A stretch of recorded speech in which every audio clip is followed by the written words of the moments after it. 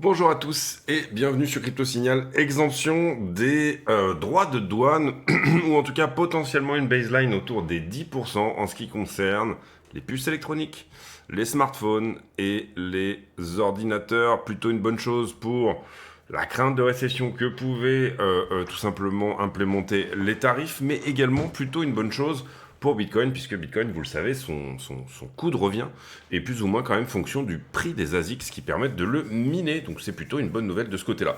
Ce qu'on va faire aujourd'hui, c'est qu'on va faire l'analyse habituelle, appuyer un petit peu bien sûr sur cette news, mais surtout étant donné le contexte qui est quand même très très bon niveau fondamental, travailler un petit peu les scénarios à moyen terme. Allez, intro.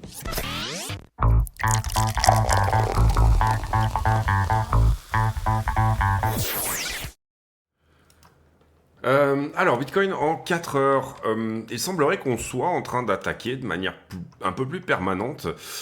Et pour ça, je pense que, personnellement, moi, je vais présumer que c'est le cas, mais je pense qu'il serait plus prudent d'attendre une journée supplémentaire, c'est-à-dire demain dimanche. Mais il semblerait qu'on soit en train d'attaquer la trend weekly qui est celle-ci. C'est un premier signe de retournement, c'est-à-dire que il se pourrait qu'on aille attaquer tout simplement derrière les 88 000 $ pour retourner la structure weekly et la passer haussière. En tout cas, la cassure d'une trend, un momentum à la baisse, la cassure d'une trend est toujours un très bon signal, un très bon pré-signal, on va dire ça comme ça. Et ce, d'autant plus que ça se fait à peu près au niveau du point de contrôle de cette figure, c'est-à-dire au niveau des 83 000 $. Donc on est peut-être sur un retest du point de contrôle. Vous voyez qu'on était en dessous du point de contrôle. Ici, si on imagine que ça, c'est un range, par exemple. Et là, vous voyez que j'ai mis le point de contrôle à partir du moment où finalement, moi je vois les choses un petit peu en deux phases. Il y a cette phase-là où finalement on est avec un support au 90 et il y a cette phase-là où on perd le support au 90. Sous-entendu, vous pouvez les voir un peu comme deux ranges, deux périodes, deux épisodes dans la série Bitcoin. Voilà. Mais en tout cas, pour moi, deux saisons même, on pourrait parler plus de ça. Une saison 1, saison 2. Et donc là, du coup, le point de contrôle de toute cette période-là, il est plutôt ici. Et le point de contrôle de la période actuelle, il est plutôt ici. La saison actuelle, là, on est un petit peu au milieu. On est acte 2, scène 1. Et globalement, eh bien, ce point de contrôle, pour moi, il est désormais franchi ou en train d'être franchi. Je préférerais encore qu'on passe le node, c'est-à-dire que si on passe le node, vous comprenez que le node, il se trouve à peu près maintenant, 84 et quelques. Et encore une fois aussi, également, quand on regarde une trend comme celle-ci, qui est plus ou moins une trend où, vous le voyez par exemple ici, on a une excursion au-dessus, mais finalement en daily elle est ravalée instantanément, je voudrais pas que ça soit la même idée. Et la seule chose qui ne me plaît pas réellement dans la cassure d'aujourd'hui, c'est que d'une certaine manière on est en week-end, donc il nous manque les institutionnels qui sont quand même le plus gros du prix, donc c'est peut-être une prise de liquidité, attention à ça. Mais la news est très bonne. Et grosso modo, si elle ne nous fait pas le même soufflet, la même déconvenue que ce qu'avait donné la news sur la réserve stratégique, qui était arrivée un week-end aussi, je vous le rappelle, ici c'était une grosse news de week-end, et on avait dit faites très attention, et il y a un potentiel rejet sur 96 qui pourrait se faire à ce moment-là.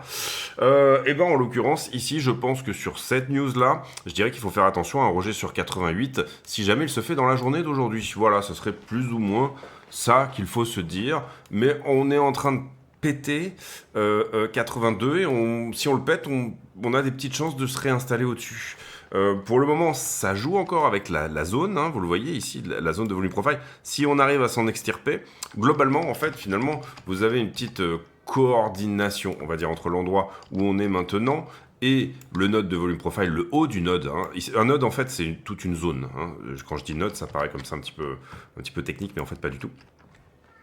Et en soi, si je devais implémenter, puisque assez souvent, quand on se bataille avec une traîne de distribution comme ça, alors on peut donner tout à fait des temporalités à une traîne. Et là, en l'occurrence, vous le voyez, pour moi, je lui donne une bougie daily. On n'a jamais clôturé daily au-dessus. Donc je lui donne une bougie daily pour me dire, ok, la trend est pétée. Le problème d'une bougie daily entière, c'est que vous le comprenez, et souvent quand on pète une trend, c'est normal, il y a quelque chose d'assez impulsif, d'accord.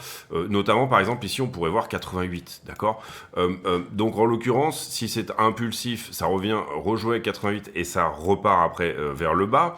On comprendra très bien ici que, bien évidemment, c'est une mèche et que la prise de liquidité, elle est logique. Et globalement, je la verrais même au-dessus de 88, puisque en réalité, il y a une petite poche de liquidité ici au-dessus de 88, hein, donc on peut imaginer que le prix aille à 90, d'accord? Si jamais ça se fait aujourd'hui, aucune certitude hein, de ce côté-là. Pour le moment, d'ailleurs, la news est sortie il y a 1 heure et on a une petite structure qui est jolie, mais c'est pas non plus incroyablement ouf. Ce que je voulais dire par là, c'est que quand vous cassez bien évidemment une trend, bah, vous commencez à short squeezer quelque chose. La question quand vous faites un SFP ou quand vous faites voilà en gros juste une mèche, hein, une prise de liquidité et puis s'en va, c'est plus cette idée que il fallait être en position avant la cassure de trend, d'accord. Et moi, ce que j'aime bien faire plutôt, et c'est plutôt là, comment dire, plutôt des préceptes de trading hein, ou ces choses-là, c'est ne surtout pas trader les breakouts. Pour moi, c'est vraiment quelque chose que j'essaie d'éviter de faire parce que je me suis fait attraper un paquet de fois à essayer de les trader et finalement après on passe sous mon point d'entrée, etc. C'est plutôt anticiper des breakouts, d'accord, rentrer sur quelque chose dès qu'on passe sous la structure, d'accord. Donc c'est pas très intuitif en termes de signal, mais sous la structure, c'est déjà un signal fort qu'on fait une prise de liquidité juste en dessous, donc on affile quand même de l'ordre. Et puis derrière, à chaque fois qu'on vient attaquer la trend, je prends profit et je prends une partie de mes profits là-dessus. Je dérisque sur trend, d'accord? Donc l'endroit actuel est un bon endroit pour dérisquer qu'on a ouvert sur la zone des 75 et c'est ce qu'on a fait. Derrière, il y a un deuxième bon endroit pour reprendre du profit, c'est 88. Derrière, il y a un troisième bon endroit, ça sera 96 si on y va, hein, encore une fois. Derrière, vous avez bien sûr la zone d'ATH qui est une zone de rejet, bien évidemment. Et puis derrière, il y a la target ultime, celle jusqu'à laquelle on va aller faire chercher un runner. Mais en soi, assez souvent, les breakouts sont... D'ailleurs, assez souvent, on dit le premier breakout sur une trend, en tout cas aussi longue, hein, est foireux. Et vous voyez que quand on a fait ce breakout, nous, on a dit ça pue le rejet. Et en l'occurrence, ça pue le rejet à 88 et ça a rejeté à 88, d'accord. Donc voilà, c'est un petit peu des trucs comme ça qu'il faut bien sûr intégrer dans son trading. Ici, ce qu'on veut, c'est une cassure dont personne ne croit, et pour le moment, j'ai quand même l'impression que tout le monde y croit un petit peu, donc attention à ça aussi. C'est-à-dire que il y aurait probablement, et là, vous voyez que pour le moment, elle est timide, hein, cette cassure, il n'y a pas de souci, on reste sur trend de base, on parle de la trend d'accumulation qui est celle-ci. Pour le moment, elle tient très bien, il n'y a pas de souci, pourvu qu'on la tienne, et c'est parfait si elle tient. Mais... je dirais que à ce stade, imaginons qu'on est à 88 aujourd'hui ou demain, hein, ça peut se faire en 2 jours, mais globalement c'est la clôture de demain pour moi qui compte, et voilà. Et puis derrière, qu'on rejette, ce sera probablement pour un retest. Encore une fois, pour moi, le fondamental en ce moment est exceptionnel. C'est-à-dire qu'on a une fausse narration sur les taux, mais ça je l'ai toujours dit. Enfin, c'est mon avis, ça reste encore une fois que mon avis, mais que c'est pour négocier d'autres choses. Il y a d'autres choses qui se mettent en place. Et en l'occurrence, on le voit aujourd'hui avec l'exemption. Globalement, qu'est-ce qu'importe les États-Unis depuis la Chine ? Bah, des iPhones, du Apple, enfin, qu'est-ce qui est en danger sur les Magnificent Seven ? C'est la tech, et en soi, d'une manière générale, bon, on va dire qu'à partir du moment où Trump avait fait une partie du boulot en mettant par rapport à la data, parce que le problème de Trump en 2017, c'était la data. Il disait, Huawei est capable, si jamais on leur laisse l'accès au système Android, c'est-à-dire ils prennent des parts de marché, hein, et globalement... Alors je vais faire une petite aparté, essayer de passer si ça vous intéresse pas forcément, mais globalement, les normes, assez souvent, par exemple là, en l'occurrence, à l'époque, Trump avait interdit à Huawei d'avoir l'accès à Google, en fait, finalement. C'est Android, hein, d'accord. Le système Android avait été sorti de Huawei pour espionnage, d'accord. Typiquement la même chose également que ce qu'on a eu sur TikTok. TikTok, où il disait, c'est de la data, et on veut pas que les Chinois aient trop de data sur nos citoyens américains. Donc du coup, vous revendez ça à un Américain, fissa. Android et Huawei, c'était typiquement la même chose. On a dit à Google, tu arrêtes de filer ton système à Huawei. Faute de quoi, tout simplement, à ce moment-là, on les laisse nous espionner. Et globalement, il y a des tas de choses qui sont... Vous avez ces normes-là, qui sont des normes d'espionnage, qui sont... quelque part, une forme de concurrence déloyale par rapport à votre propre marché interne, mais j'ai rien contre la concurrence déloyale par rapport à son propre marché interne. Pour moi, c'est important de protéger son propre marché, c'est important de l'ouvrir, c'est important d'avoir des bonnes relations diplomatiques et commerciales avec les autres pays, mais c'est aussi important, tout simplement, de protéger certaines zones de notre marché. Pour moi, ça devrait se tenir aux missions régaliennes de l'État, c'est-à-dire tout ce qui est stratégique, militaire, etc., etc. Voilà, toutes les éducations, ces choses-là. Les IA, par exemple, pour moi, est un secteur stratégique sur lequel l'Europe devrait avoir déjà... la data est un secteur stratégique, bien évidemment. Maintenant, de là à parler d'espionnage, etc., toutes ces choses-là, bon, voilà. Mais globalement, l'idée aussi, par exemple, si vous le voyez... pour vous donner un autre exemple, le diesel et l'essence, par exemple en Europe, on aime bien faire des bons gros diesel. Donc du coup, les normes de pollution en Europe, finalement, sont plutôt propices à l'expansion du diesel, alors qu'aux États-Unis, ils sont totalement anti-diesel, et ça protège bien sûr General Motors et compagnie. Pour le coup, aux États-Unis, les normes de pollution sont plutôt basées sur...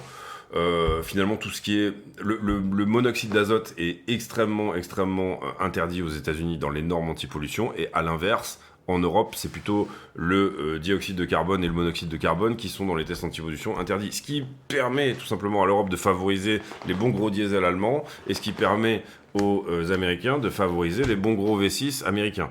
Donc là, c'est pareil, vous avez bien sûr des barrières à l'entrée qui se font de manière légale et qui restent diplomatiques, mais qui bien sûr peuvent privilégier vos propres marchés intérieurs.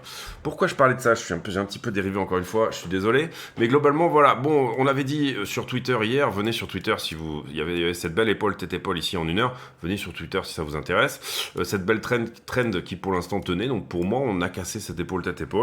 La target de cette épaule tête-épaule est 94 500. Si jamais on fait un SFP, on le saura à 88 pour moi. Voilà, à 88 ça rejette et ça revient retest. Donc soit ça reteste la ligne de coup de l'épaule tête-épaule et là ça tient et ça reteste la trend en même temps. Hein, vous l'aurez compris qu'il y a une conjonction ici en ce moment.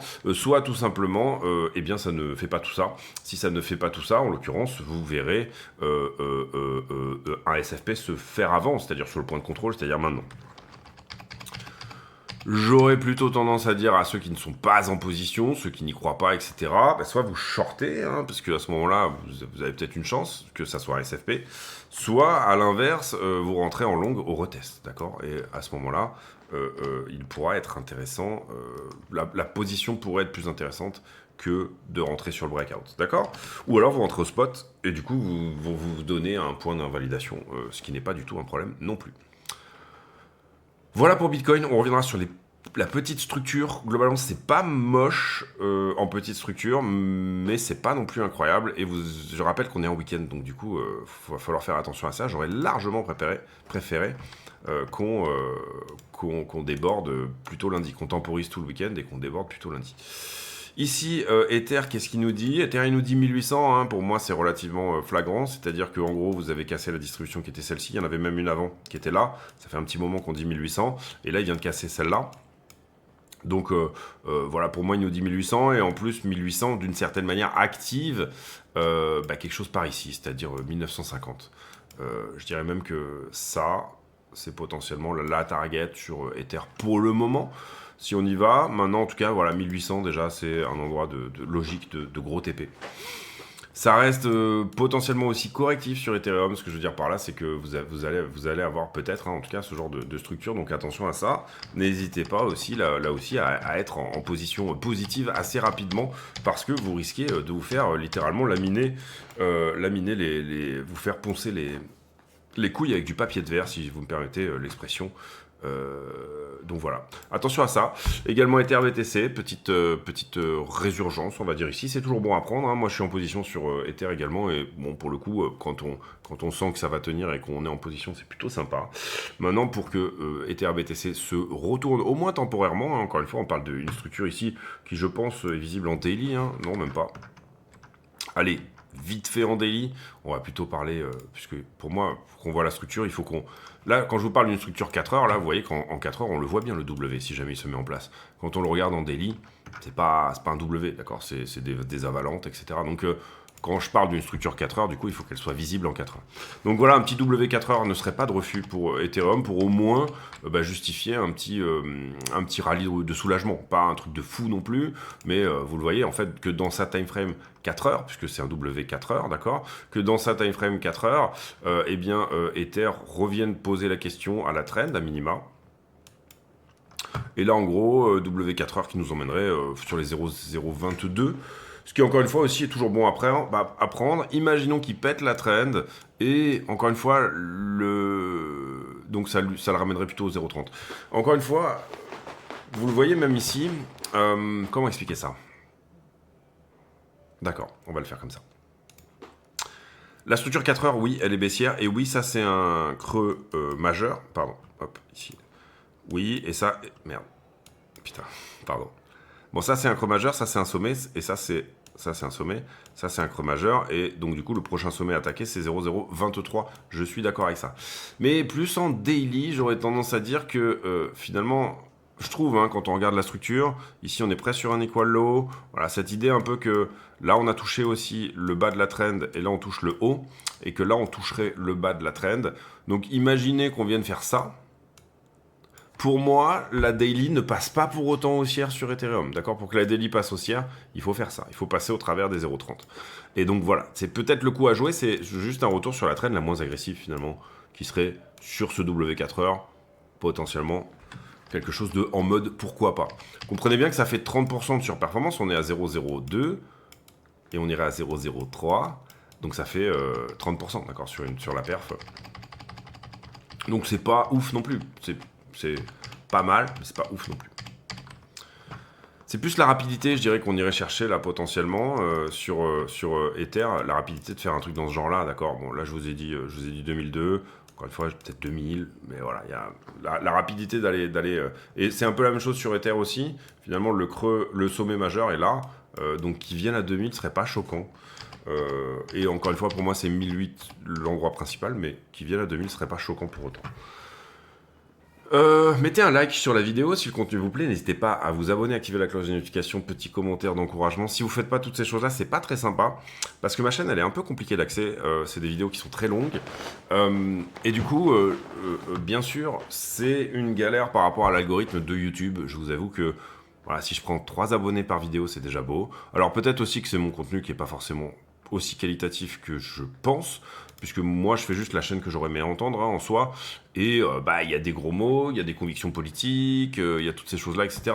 Mais peut-être potentiellement pour ceux qui reviennent en tout cas souvent et ceux qui regardent les vidéos plus ou moins tous les jours, j'imagine que c'est peut-être ça qui vous plaît aussi, c'est que bon, le gars voilà, il donne son avis un petit peu et puis c'est pas mal. Donc, jouez le jeu, c'est-à-dire même si vous êtes sur la télé, de mettre un like. Enfin, franchement, du coup, faites-le même à chaque fois et tout. Faites-le, c'est vraiment important parce que c'est toujours gratifiant, même si je fais tout ça bénévolement, de voir que la chaîne évolue, qu'elle commence à prendre des abonnés, etc., etc., etc. Donc, allez voir en lien aussi les descriptions et tout ça. Et puis, pareil, en ce moment, par rapport à l'année dernière, on stagne un petit peu parce qu'on a sorti 12 000 € comme l'an dernier sur les frais pour pouvoir payer l'opération d'un gamin qui a des problèmes de cœur au travers de mécénat chirurgie cardiaque. Je trouve ça dommage, je trouve qu'on pourrait en faire 2, quoi. Donc voilà, donc n'hésitez pas à jouer le jeu aussi. Altcoin dominance, globalement, on en a déjà pas mal parlé hier, mais on a ce biseau 4 heures, il y a peut-être un retour en haut du biseau ici, donc un retour sur les 22% de dominance. On a également cette idée de un biseau, c'est finalement la totalité de la figure reportée au point de cassure, donc en descente, un biseau en élargissement, un biseau d'élargissement en descente, on va parler juste d'élargissement, parce que biseau ça prête un peu à confusion, même si c'est le terme, et globalement, ici vous voyez qu'on resterait sur une haussière. D'accord? Attention à une flat plus grosse, qui serait un peu dramatique au sens où ça voudrait dire qu'on va perdre cette accumulation-là, donc 12% sur l'altcoin dominance. Personnellement, j'espère qu'on est sur une réaccumulation de Wyckoff sur les altcoins, qui, bien sûr, ici, nous permettrait de continuer. Parce que d'une certaine manière, vous comprenez ici qu'on ne perd pas le bas, on ne perd pas le bas, on ne perd pas le bas. Sauf à dire qu'on va avoir un spring qui ne... Voilà. En général, sur les alts, le spring, vous voyez que ça a une gueule de spring de fou. On passe pas en dessous, c'est pas un problème. Mais ça a une gueule de spring de fou. Ça c'est une capitulation. Ça, là, en quelques jours, en 12 heures, les alts qui passent de 22%, qui perdent 3% de dominance sur la totalité du market, c'est un truc de malade. Donc ça a une gueule de spring, c'est pas passé en dessous, mais bon, voilà. Après, derrière, est-ce que ça, c'est une réaccumulation? C'est ce qu'on pourrait éventuellement voir. Globalement, pour moi, si on le voit en Wyckoff, on va pas faire non plus toute une vidéo sur le Wyckoff et les alts, mais si on le voit en Wyckoff, d'une certaine manière, bon, vous avez bien sûr ici toute cette forme de capitulation. Ici, vous rentrez plus ou moins en phase A. Ici, vous rentrez en phase B. Ici, c'est votre... comment ça s'appelle en Wyckoff? Je crois que c'est le LPS, hein, ou le... Ouais, Last Point of Support. Non, c'est le... je ne sais plus, mais voilà, ça c'est le LPS, pardon, et ça c'est, je me souviens plus. Et là, globalement, on a fait une sortie et on est en train de faire le back to the creek, le retour à l'eau. Retour même sur le LPS, donc on serait peut-être même en fin de phase B, potentiellement une petite phase D qui nous donne, pour le coup, un autre retour à l'eau. Également, et ce qu'il faut voir, c'est assez souvent... Parce que le LPS, il me semble qu'il marche dans ce sens-là, ce point-là, là, c'est-à-dire, vous avez une première capitulation et une première résistance qui se met en place. Assez souvent, c'est lui qui nous impose de rentrer de la phase D à la phase E, globalement. La phase D, c'est des faux espoirs. La phase E, c'est une vraie capitulation, alors qu'on n'est pas en train de capituler. Ce qui est un petit peu le cas sur Bitcoin en ce moment. En tout cas, si Bitcoin nous fait un wake-off, ce qui n'est pas du tout une certitude, mais voilà. C'est-à-dire qu'en ce moment, on a cassé la TH, ce qui nous donnerait finalement une fin de phase D, et on est pour le coup sur le retour à l'eau d'une phase E. Le back to the creek d'une phase E est vraiment assez potentiellement évident, en tout cas si on rebondit, hein, bien sûr. Et après la phase E, c'est que de la croissance, c'est que du up. Hein. Mais voilà, si c'est un range de réaccumulation de Wyckoff, soit on n'a pas vu le spring. Pour moi, ça a une bonne gueule de spring. Mais si on avait un spring supplémentaire qui vient à passer là-dessous, pourquoi pas? C'est-à-dire une mauvaise news, un sale truc ici qui nous disent, en fait, du coup, t'es en train de perdre, t'es en train de tout perdre. Vas-y, capitule, sors tout, va-t'en, fuis. Et auquel cas, ce spring-là, vous le voyez, il peut aller à 12%. C'est pas trop un souci. Tant que derrière, vous le voyez à quel point c'est élastique un spring. Hein. Donc voilà, bon bref, on va pas faire trop longtemps là-dessus, mais globalement, j'espère en tout cas pour les ALT que tout cela est une réaccumulation. Globalement, le seul moment où on le sait malheureusement, c'est quand on sort du caractère parallèle un peu de cette histoire-là, d'accord? Donc, en soi, soit une cassure vers le bas, tenir finalement sur le bas ici et réintégrer, ce qui invalide un petit peu ce flag, c'est-à-dire réintégrer le flag, hein. Ou alors le casser en haut par le haut et sortir du caractère parallèle un peu de ce truc un peu correct, qui semble un peu correctif, donc attention. En soi, et voilà, typiquement de ne pas faire ça, d'accord, mais plutôt faire ça directement, sans avoir ça. Ça, c'est, vous le comprenez, une vraie capitulation des familles, quoi. En soi, si c'est perdu ici, et qu'il y en a certains qui veulent capituler sur les ALT, je vous conseillerais quand même peut-être plutôt de capituler au retest, hein, c'est-à-dire de ne pas capituler là-dedans, ok, mais capituler, malheureusement, vous risquez de tout perdre, mais là, quoi, d'accord. Et là, au 12% ou autre, vous rachetez. À voir, faites ce que vous voulez. Si on y va, en tout cas, il y aura des tas de portes de sortie dans tout ça, qui seront peut-être en dessous déjà de vos points d'entrée, mais qui pourront permettre éventuellement des choses. Total 3, on l'a fait. Hier, on a pas mal bossé sur la dominance, si je me trompe pas, stablecoin, etc. On a fait une belle vidéo hier, je crois qu'elle était assez longue. Donc, on va directement aller sur la news. Alors, la news. J'ai retweeté pas mal d'analyses. Je vais pas les détailler ici en vidéo. Par respect pour les gens qui sont sur le Twitter, mais globalement, ici on parle de la guerre du siècle de domination par rapport aux guerres de l'opium, pendant lesquelles il y avait aussi une balance commerciale qui était déficitaire du côté anglais, là pour le coup, d'avec les Chinois, et du coup ils ont décidé de leur apporter, de leur balancer de l'opium, donc les mettre tous addicts à l'opium. Ça a été après nommé par les Chinois le siècle de l'humiliation. Est-ce qu'ils vont se laisser à nouveau faire ou pas? Ici, une analyse sur Bitcoin qui correspond globalement à l'épaule tête-épaule, et il y a une analyse aussi baissière, donc il y a un peu des deux. Donc du coup, c'est, je pense, suffisamment. Il y a suffisamment d'humilité dans l'analyse pour être cohérent, et je trouve qu'il faut toujours un peu d'humilité dans l'analyse. Ici une analyse sur Monero, pareil, pleine d'humilité, parce qu'en ce moment je trouve que Monero ressemble à Ripple quand il était autour des 50 cents. Maintenant, allez donc lire cette analyse si ça vous plaît sur le compte X de la chaîne. Maintenant, la privacy, c'est pas forcément la super narrative du moment, donc voilà, à vous de faire un peu votre choix. Également, Bitwise qui a donné toujours des prédictions très fiables sur Bitcoin, et là, est toujours rempli d'humilité également. Et là, en l'occurrence, on nous parle d'un possible choc de l'offre, parce que très peu de Bitcoin disponible sur les exchanges. Donc si ça booste vers le haut, s'il y a un vrai choc de demande, et ben l'offre n'est pas là, donc du coup le carnet d'ordre est vide, ce qui bien sûr à l'achat vous oblige à acheter excessivement haut.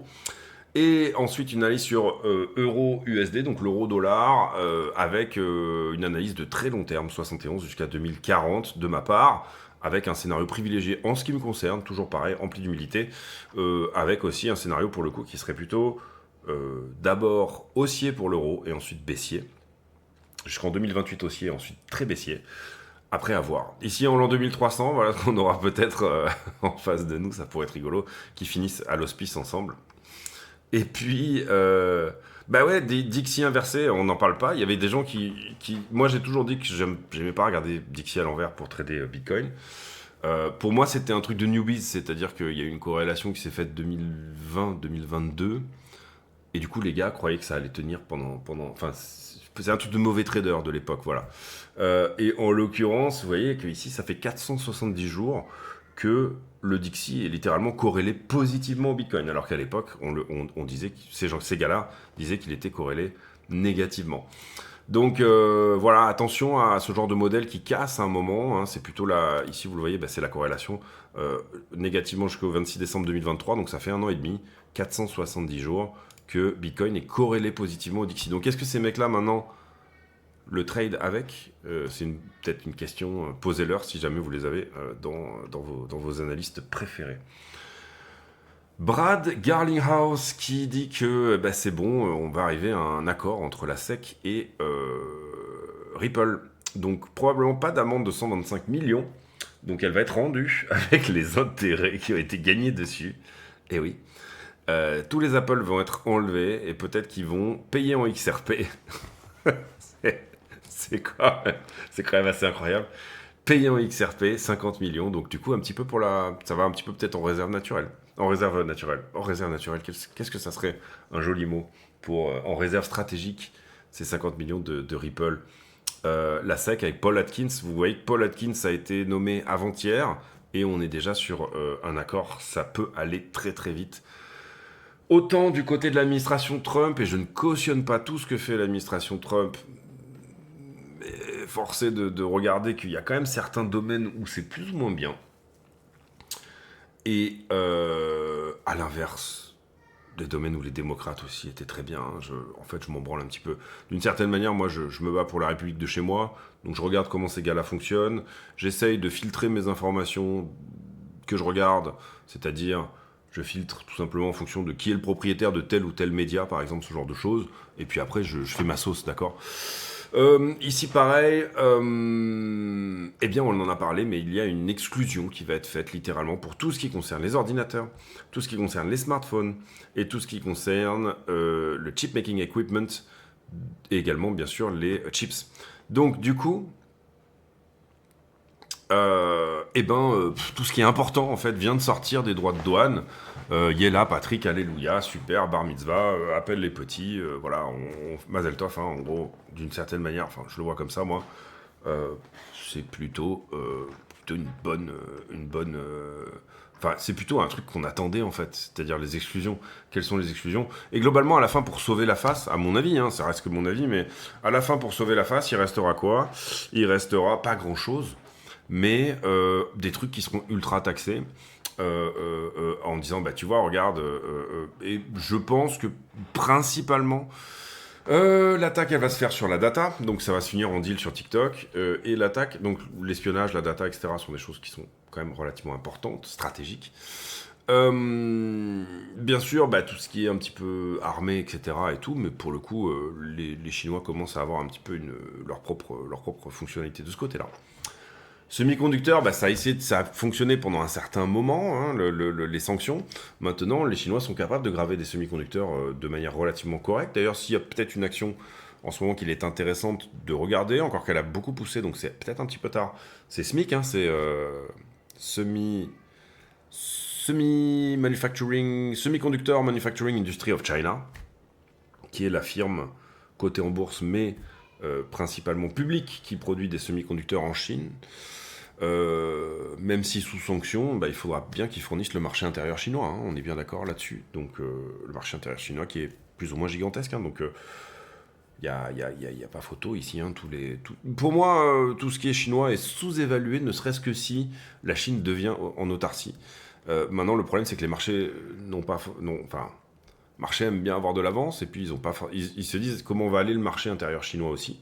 Mais même, il y a eu une surréaction pour moi, c'est mon avis, hein, de tout le monde globalement sur la Chine et tous les Alibaba et compagnie, ne serait-ce que si ils se refermaient uniquement sur la Chine, sont encore, par rapport à ce que peuvent proposer les actions, sous-évalués. Maintenant, le problème de la Chine, c'est la confiance, vraiment dans les chiffres, etc. Toutes ces choses-là, il y a des tas de choses qui se posent comme question, bien évidemment. Mais globalement, voilà. Ensuite, bien sûr, rejoignez-nous sur X 2150, abonnés. Je regardais la dernière fois, c'est pas beaucoup en fait. Donc du coup, n'hésitez pas à aller créer un compte X. Le Discord également, sur lequel je recommence à être un petit peu actif dernièrement. Et bien sûr, mécénat, chirurgie cardiaque, etc. etc. Derrière, ici, on passe sur le Wall Street Journal. Un Français sur 10 détient de la crypto. Il n'y avait pas longtemps, c'était un Français sur 5. Vous vous rappelez qu'on avait regardé cette étude en disant c'est pas vrai, je suis désolé, je regarde autour de moi, je prends 5 personnes, il n'y en a pas 5 il n'y en a pas une qui a de la crypto. Un Français sur 10, ça me paraît déjà peut-être un tout petit peu plus, et je serais peut-être même plus, moi, sur... ouais, enfin, un Français sur la DAN, peut-être que la DAN a raison, un Français sur 10, pourquoi pas. Ici, une table ronde avec la SEC. Bah, ça y est, hein, Paul Atkins, encore une fois, est aux manettes. Donc, du coup, ça risque d'aller un peu vite. En plus, c'est un bosseur. Le paradis de... Le coffre-fort, hein, plutôt même oui, le paradis, enfin, le côté... le côté réserve de valeur, d'une certaine manière, du gold et des bons du trésor, peut-être... en train de s'effacer face à l'urgence Bitcoin. Bitcoin toujours en lice pour 1,5 million. Vous voyez que ça commence à revenir dans l'euphorie un petit peu. Hein, donc, bon, on pense que c'est bien, mais faites attention quand même.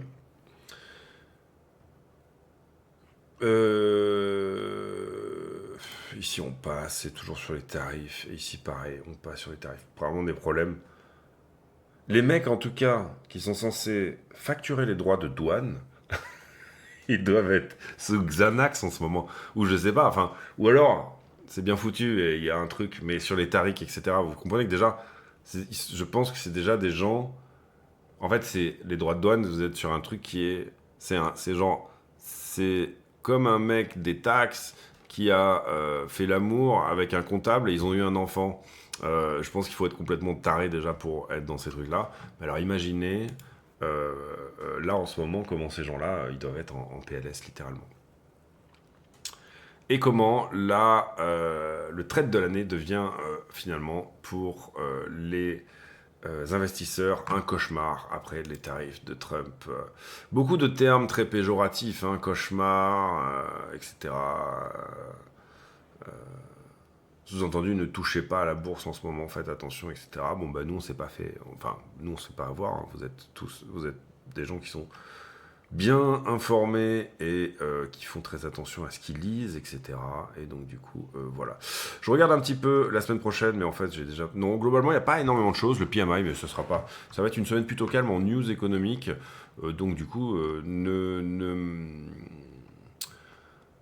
ce sera les earnings hein, qu'on va regarder, d'accord? C'est ce que personne ne regarde, enfin c'est ce que pas grand monde, c'est ce que seuls les avisés regardent également.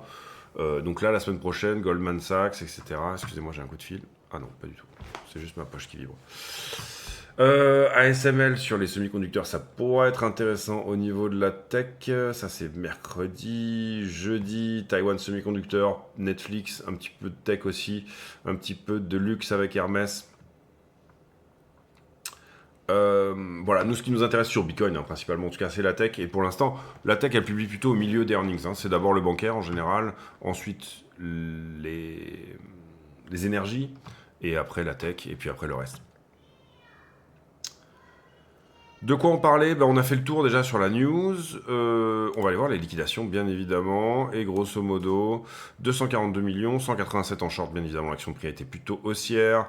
Sur les 242 millions, à peu près 100 millions. Donc ça a liquidé bien sur les alts, hein, visiblement. Il y a eu petit rebond quand même sur les alts, visiblement. Et globalement, Solana qui fait la moitié de Ether. Et à peu près 3 fois plus de... bah, c'est normal, l'action de prix a été plutôt haussière. Ici, oui, j'allais dire ça d'ailleurs, je l'ai vu tout à l'heure, ce petit cluster ici de vente. On passe au travers pour le moment. Vous voyez que ça a temporisé quand même au moment où ça a croqué les 116 bitcoins à 85 220. Puisque là, je regarde, hein, j'ai un petit retour aussi sur le troisième écran là. Mais c'est en train de pousser, c'est à peu près à 85 000 pour le moment. Donc on est dans cette zone de vente, attention à ça. La prochaine étant 86 000. Ici, on parle que de Binance. Donc voilà, il faut comprendre aussi que ces ordres-là correspondent par ailleurs, hein, et souvent à du market making, pardon. C'est-à-dire que si j'ai, je sais pas, 200 bitcoins sur Coinbase, il va falloir qu'il y ait un mec qui vienne ajuster un petit peu sur Binance, et c'est leur job. Donc vous avez les market makers qui ont finalement des crédits illimités sur Binance, Coinbase, etc. pour garder les prix plus ou moins ensemble. Ici on regarde Binance parce que c'est la norme, hein, c'est là où il y a le plus d'open interest, hein, d'une certaine manière. Le deuxième après le CME. Et tiens, c'est intéressant, troisième, c'est OKEx maintenant qui est passé troisième, devant Bybit, etc. Coinbase qui a lancé les futurs il n'y a pas extrêmement longtemps, hein, est 20e pour le moment. Donc c'est très cher, hein, Coinbase. Hyperliquid qui est déjà en place 12, c'est pas mal, hein, en termes d'open interest, avec 1,55 milliard d'open interest tous les... devant Kraken. Bon, Kraken, il n'y a pas énormément en futur non plus, c'est plutôt de l'achat spot. BitGet, ouais, intéressant de regarder de temps en temps. J'avais pas regardé, j'avais pas vu que... Alors, OK, ça sous-entend potentiellement qu'il y a un petit intérêt en ce moment de la part des... des Asiatiques, bien sûr. OK, c'est l'échange, le truc asiatique par excellence. Ça, on l'a déjà vu. Ça, pour le moment, on n'y est pas. C'est-à-dire que nous, on vise... Ah non, mais non, il y a un souci. Excusez-moi. Je vais mettre en pause une petite seconde. Oui, donc ça y est, on l'a pris, hein, ok. Donc voilà, on espère que ça va tenir au niveau de cette cassure-là, 85. Pour moi, c'est pas un endroit de rejet incroyable. Maintenant, vous voyez qu'on commence un petit peu à avoir de l'open interest, etc. Comment, depuis qu'on a fait la vidéo ici, là, ça va pas ensemble, donc on était shorté, mais bon, c'est bon, ça a été squeezé. Derrière, ça va à peu près ensemble. Ici, on était shorté, hein, vous voyez que le prix monte, mais ici, on était shorté aussi, donc tout ça a été squeezé pour moi. Derrière, j'ai un prix qui descend, un funding qui descend, c'est plutôt bien. Et en ce moment, on est plutôt shorté. Je rajoute un petit endroit où éventuellement, on peut aller un petit peu plus haut parce qu'il y a du short sur le haut de structure ici. Vous voyez qu'ici, j'ai un prix qui monte, funding qui descend. C'est pas instantané le funding, hein, il ne faut pas non plus dire que le funding se met à jour toutes les 8 heures. Maintenant, on a suffisamment d'exchange ici sous les yeux. À savoir, en l'occurrence, ouais, tout ça, quoi, hein, 1, 2, 3, 4, 5, 6, 7, 8, 9, une dizaine, pour dire, bon, bah, nous, on regarde le truc en 15 minutes et on a au moins toutes les heures quelque chose d'intéressant. Et là, en l'occurrence, 14 heures, vers 15 heures, ça marche, ok. Attention plutôt à ça, je dirais, c'est-à-dire que sur la semaine, eh ben, on a fait le taf au niveau liquidation. Malheureusement, on avait des zones qui étaient plus importantes un peu plus loin, mais vous voyez qu'ici sur la semaine, encore une fois, et moi j'adore la liquidité weekly pour trader, bon on peut aller à 86, 87 et on vise 88, il n'y a pas de problème avec ça, mais pour la semaine, ça nous dirait plutôt retour à 74. En tout cas, au moins, cette zone à 74, elle aura disparu 9 avril vers le 17 dans 5 jours, donc on va l'avoir sous les yeux pendant un petit moment, et attention, si si on commence à un petit peu rester sur la zone, à pas s'exploser, s'extraire vers le haut, et bien voilà. Sur Ether, un peu plus de boulot à faire, potentiellement pour 1007. Vous voyez que 1008, qui était dans le scope il y a ne serait-ce que 2 jours, il y a 2 jours, je vous montrais, il y avait un énorme cluster à 1008. Ben, pour le coup, il a disparu sur Ethereum. C'est la fraîcheur de la liquidité qui disparaît ici. C'est pour ça que j'aime bien la weekly, parce qu'elle donne finalement une idée de qui est en position à l'instant T. Et là, le fait que les 1008 aient pris profit, comprenez que ça a du sens aussi, parce que déjà, on a bien poussé vers le bas depuis. Et puis, les liquidités ont plus de 7 jours. Donc, on enlève une partie des traders, notamment ceux qui vont close le vendredi, les trades de la semaine, hein, et pour pas mal sur Bitcoin, pas mal des institutions pourraient potentiellement, alors je sais pas, je connais pas de gros institutionnels qui trade Bitcoin comme un pote, hein, d'accord, je joue pas au golf avec ces gens-là, mais ça pourrait être logique de, j'avais posé un trade le lundi, le vendredi je pars en week-end, je ne reste pas en position. C'est quelque chose qui pourrait éventuellement se faire. Parce que Bitcoin continue à trader le week-end, vous l'aurez compris, alors que la bourse s'arrête, hein, on est bien d'accord. Qu'est-ce que je voulais faire là? Oui, voilà, vous montrer un petit peu sur Ether, qui a quand même un joli truc à 1008, là. Donc ça a disparu sur 7 jours. Petit cluster à 1008, il est quand même bien sexy, et pour le coup, 4 avril, ça nous met à 8 jours en arrière, dorénavant, hein, la création de ce cluster. Vous voyez qu'il a disparu d'un coup, tout simplement parce que sa zone de création, quand je regarde 7 jours, elle n'est plus. Ce qui est hyper intéressant aussi, et c'est pour ça que la 7 jours, elle ment rarement, parce qu'elle a à la fois ce côté liquidité importante, qui ont été quand même accumulées depuis à peu près 7 jours, et en même temps fraîcheur de la liquidité.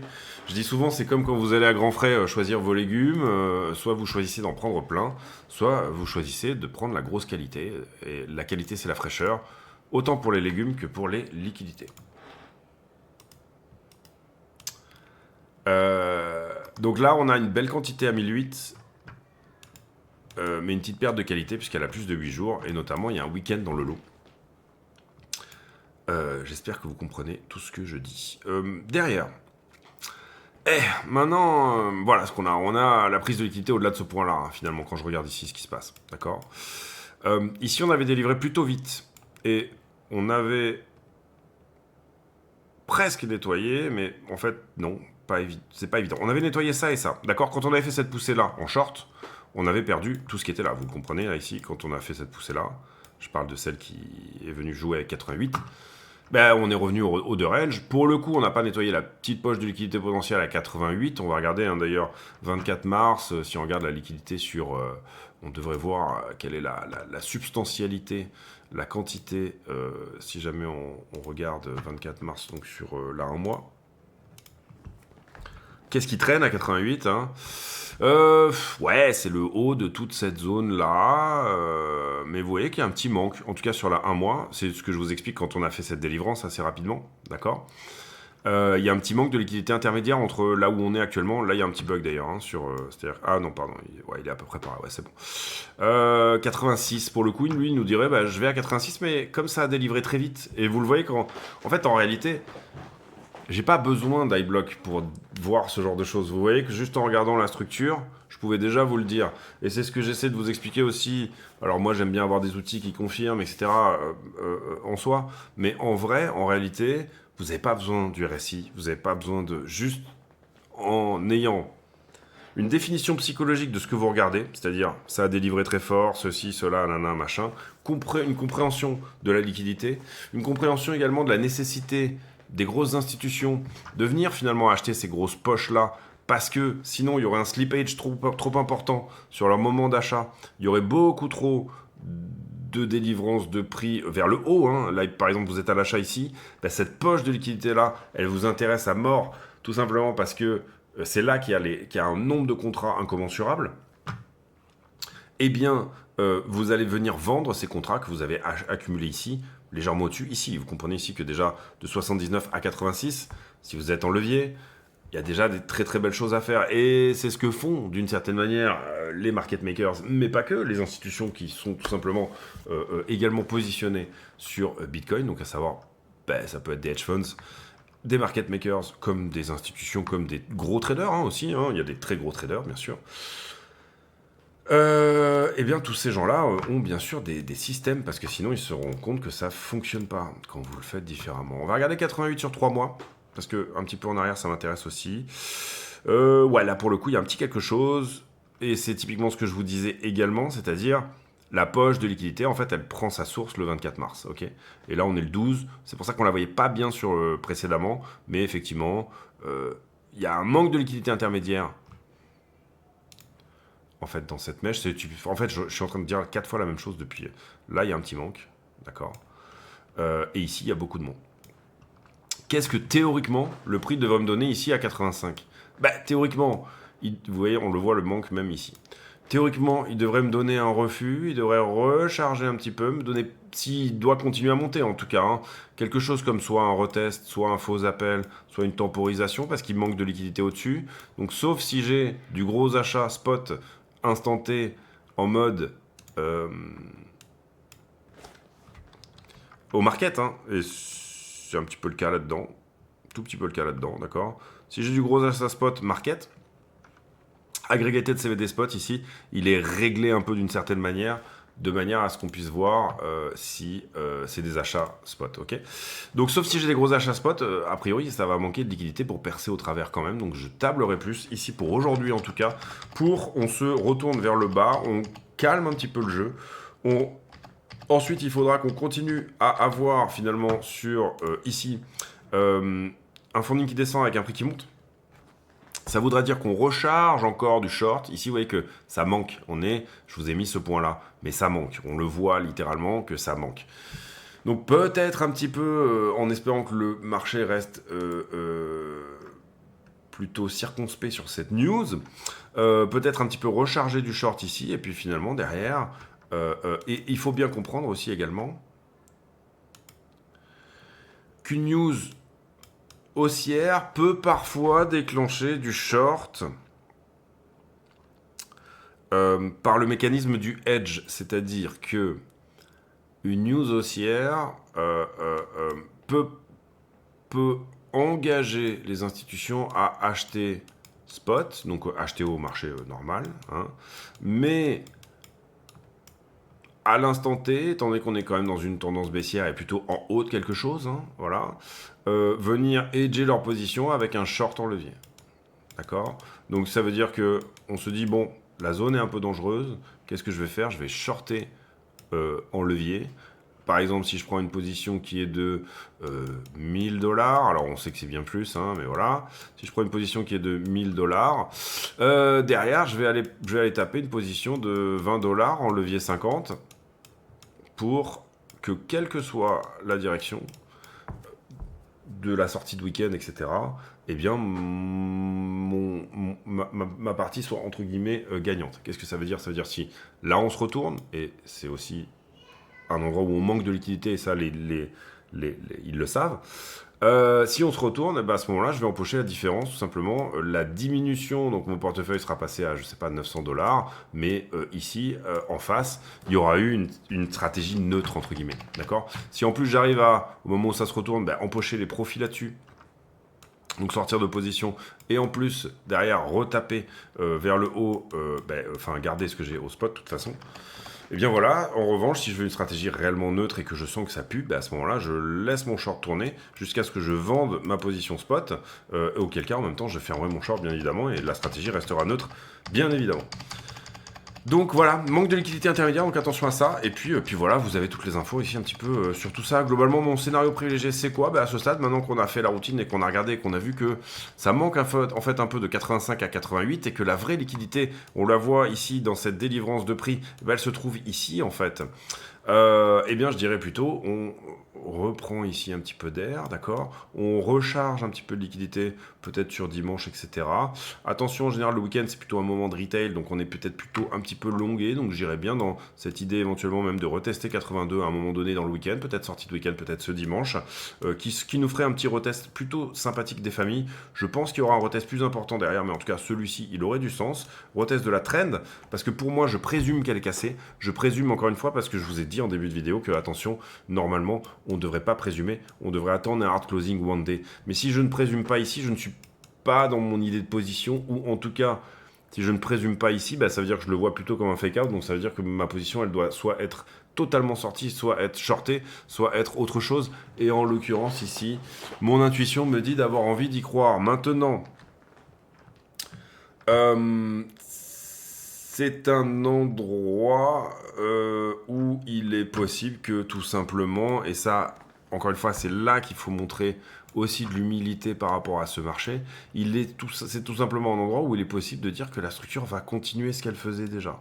Et c'est d'ailleurs normalement et en toutes circonstances, ce que vous devrez toujours privilégier comme étant le scénario privilégié. Vous comprenez ici que ce qu'on essaye d'avoir, c'est une entrée là pour sortir ici, en stratégie neutre, pour le coup de nous. Au cas où, boum, on dégage. Mais c'est plus du au cas où qu'on est en train de jouer, d'accord? Et ici, vous pouvez comprendre que l'idée, c'est de dire, est-ce que on arrête cette tendance baissière daily, la potentialité est plus importante qu'on la continue, mais nous, ce qu'on recherche à chaque fois, c'est à ne pas être dans la liquidité, choper vraiment l'endroit où la structure se retourne, dérisquer à l'endroit où elle peut continuer à baisser. C'est pour ça que peut-être certains diront, mais en fait, t'es permaboule. Non, je fais l'inverse quand on est en descente sur de la tendance long terme. Je faisais l'inverse en bear market, entre guillemets, c'est-à-dire essayer de choper du short sur les hautes structures, globalement, d'une certaine manière ici. Et acheter spot sur les endroits où je pense qu'on peut être, comment dire, sur des bas de structure aussi. Hein. Mais globalement, ici, la stratégie, elle est quand même plutôt de vendre spot sur les endroits qu'on a déjà acheté plus bas et puis de prendre du long sur les endroits où on pense qu'il y a potentiellement un bottom pour continuation. D'accord? Tant que la structure weekly n'est pas baissière, ce qui n'est pas le cas. Quand je dis weekly, c'est plutôt monthly, hein, en fait, parce que la structure weekly, là, on peut estimer qu'elle est baissière. D'accord? Mais la monthly ici, chacun voit un peu midi à sa porte ici, mais voilà, pour moi, tant qu'on ne perd pas la trend initiale, je vois pas trop de raison de privilégier du short. Malheureusement, on aura perdu un peu de monde sur la route, etc. Et il est tout à fait possible pour certains, moi c'est pour moins m'emmerder, m'emmêler les pinceaux, etc. Tout à fait possible pour certains pour le coup de hedger, hein, y compris sur vos... C'est-à-dire vous pouvez très bien, à chaque fois qu'on touche cette trend, prendre du short et prendre profit à l'inverse, sous la structure. Donc là, pour le coup, vous faites typiquement du suivi de tendance et c'est propre et il n'y a aucun problème avec ça. Donc là, vous êtes sur un très bon endroit pour le faire. Où vous venez prendre un profit là-dedans et il n'y a aucun souci avec ça. Personnellement, moi, une bonne partie, ceux que j'ai pris en intraday, je les ai eus, mais une bonne partie que j'ai tenté sur cette structure-là, entre guillemets, c'est-à-dire la structure globalement weekly, j'ai pas eu mes entrées. Donc c'est pour ça malheureusement que sur la plupart, et là où je m'en mords les doigts vraiment, c'est que pour le coup j'avais eu l'analyse ici qu'on allait rejeter. Là c'était pour moi assez flagrant et j'aurais eu mon point d'entrée si j'avais vraiment mis mon ordre, et là je l'ai pas eu. Donc et typiquement vous le voyez ici. Et là, j'aurais un très très beau runner. Hein. Si j'avais ouvert ça, j'aurais un très très beau runner, ouvert sur les 100 000, avec... vraiment, ça serait pour le coup aussi joli que celui qu'on avait ouvert dans la zone des 60, hein, ici par ici. Qui est toujours en position et sur lequel on a pris des masses de profit, mais sur lequel on a toujours un runner qui y va. Et là, on aurait eu un très très beau runner, donc là, c'est dommage de ne pas l'avoir fait. Ne serait-ce que pour prendre profit à 90, hein, ça fait déjà 10 patates de prise, quoi, hein, d'accord. Et puis après, derrière, bon, voilà. C'est comme ça. Celui-ci, je l'ai pas eu. Celui-là, je l'ai pas eu non plus. Je le voyais percer plus haut. Donc voilà, c'est comme ça. Ici, celui qui est là actuellement, pour moi, je présume qu'on va casser parce que le fondamental est trop bien. Maintenant, je peux me tromper encore une fois. J'espère que cette vidéo vous a plu. Si c'est le cas, n'hésitez pas à le dire. J'ai pour habitude en fin de vidéo de poser une question à la con, c'est-à-dire une question qui n'a rien à voir avec le prix du Bitcoin. Donc vous l'aurez compris, hein, mon scénario privilégié pour moi c'est temporisation sur 85, on reteste, on redégage à minima à 88, mais je pense qu'on va à 96. Parce que ça c'est une A, il y aura au moins une B, d'accord, ou ça c'est une ABC et il y aura ATH. Mais voilà, pour le moment, si la structure nous donne un truc comme ça, assez correctif à la montée, bon on se dira ok, on y va pour une C, c'est-à-dire une C qui ira plus bas. Et le juge de paix, c'est quand même ici de dire si je dépasse 90 la prochaine fois que j'y vais, hein, qui pour l'instant nous a donné une inversion de polarité ici et ici, là on peut pas parler de zone, peut-être qu'on peut, peut-être qu'ici c'est juste un retest aussi, une tentative de réintégrer le range qui est foireuse. Pourquoi pas. Donc voilà, ici, ouais, voilà, 88, on peut dire si ça passe, 88, pour moi, ça réintègre finalement ce range-là, donc ça va à minima jusqu'au POC, encore une fois, qui est 96. Si ça passe le POC, pour moi, ça fait un ATH à minima. D'accord, c'est-à-dire la liquidité peut nous... Enfin, vous comprenez ici, pour le coup, les différents scénarios. J'ose espérer que ça ira à 88. En fait, ce que j'espère, pour le coup, c'est que ça n'aille pas à 88 là en ligne droite, parce qu'en week-end, les instits pourraient pas être contents que ça se passe comme ça. Alors vous avez des algos hein, qui continuent à trader bien sûr le week-end, mais y compris dans un algo, il y a quand même une... pour les très très grosses... les très très grosses décisions, il y a quand même un humain derrière qui valide, en tout cas je pense. Pareil, je joue pas au golf avec ces gens-là, donc je ne sais pas, mais j'ose imaginer qu'il y a quand même des choses qui sont plus ou moins vérifiées. Voilà, donc personnellement je le vois même pas nécessairement, je vois vraiment bien les choses et je trouve que cette épaule tête épaule que j'ai tweeté hier, elle est intéressante pour ça. Comme, ok, on a flex au-dessus, on casse, etc. Ça nous annonce plus ou moins 94,5, donc 96, hein, pour moi, voilà. C'est à peu près la même zone. Donc le trade, est-ce qu'il n'est pas ici, avec un retest là 82,5 pour derrière, boom, shoot up. Et un retest qui se passerait demain soir, par exemple. À voir. J'aimerais bien qu'on n'aille pas à 88 tout de suite. C'est-à-dire que je préférais qu'on temporise là sur 85, qu'on vienne retester 82. Cette vallée là par exemple typiquement, ou la ligne de coup de ce truc là, ou la ligne de coup de ce truc là, ou tous ensemble, c'est-à-dire ouais ça mercredi, pourquoi pas, hein, ça pourrait même baisser un petit peu semaine pro et puis ensuite redégager vers le haut. En tout cas sincèrement le CPI est top. Ce que va faire Powell semble être top. Attention aux trop bonnes nouvelles. Hein. On n'a pas de futur pour dire cette nouvelle sur les semi-conducteurs, etc., qui sont sortis des exclusions. On n'a pas réellement de futur sur S&P hein, pour nous parler de ça. Vous vous rappelez ici de la zone pivot hein, dont je vous parlais, qu'on avait vraiment établi comme étant 84, 85. Et ben c'est là qu'il faut passer, d'accord. Voilà, pour moi ça passe crème. Après peut-être que ça peut temporiser un peu par manque de liquidité intermédiaire et passer plus tard. J'ai pour habitude en fin de vidéo de poser une question à la conseillère, une question qui n'a rien à voir avec le prix du Bitcoin mais qui nous permet de converser de choses et d'autres. Et la question du jour, elle sera sur...